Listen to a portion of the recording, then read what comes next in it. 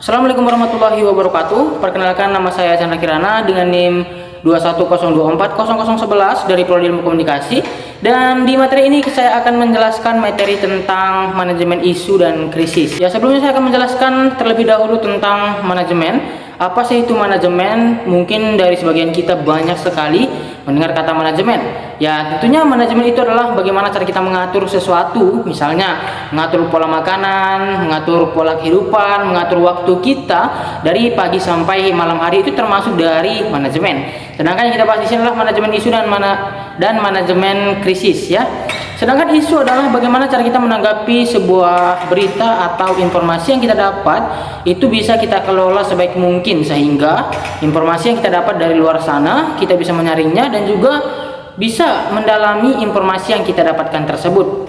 Terutama kita mahasiswa ilmu komunikasi, jangan asal mengambil informasi atau mendapatkan informasi mentah-mentah, karena nanti kita bisa mendapatkan informasi yang hoax tentunya, yang juga bisa membuat kita itu tidak mengerti tentang informasi tersebut.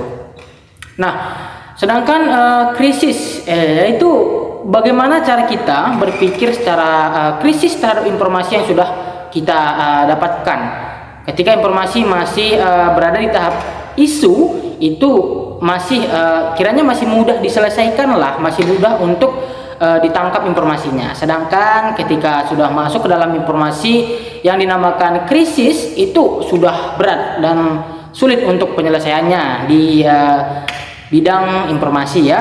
Manajemen isu dan juga krisis itu sangat penting bagi kita mahasiswa, terutama mahasiswa ilmu komunikasi dalam menganalisis media, mengetahui informasi dan juga memberikan informasi. Itu penting banget buat kita pelajari. Nah, di semester 6 ini kita belajar tentang isu dan juga krisis. Itu sebenarnya untuk menunjang kita dan juga memberikan potensi dalam diri kita, sehingga nanti kita sudah bisa mengetahui mana sih informasi yang layak untuk kita sampaikan, mana sih informasi yang tidak layak untuk kita konsumsi, sehingga kita sebagai mahasiswa bisa memberikan informasi yang layak untuk masyarakat yang luas tentunya.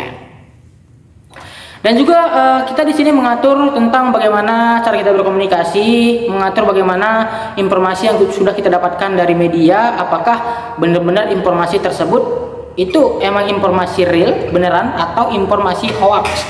Itu harus kita analisa terlebih dahulu.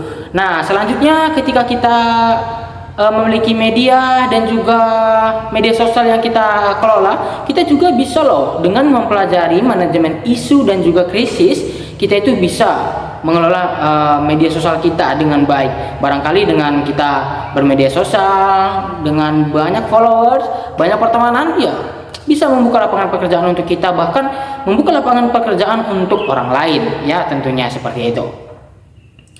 Jadi ketika kita mempelajari manajemen isu dan juga krisis, tentunya apa sih yang ada di benak pikiran kita? Tentunya adanya hal-hal yang berbau informasi yang tidak real, yang isu.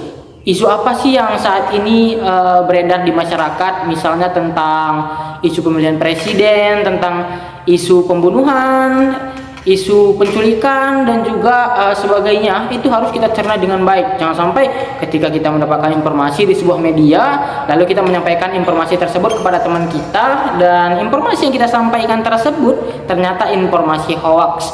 Itu adalah hal yang sangat-sangat keliru dan tidak patut untuk kita sampaikan kepada orang lain.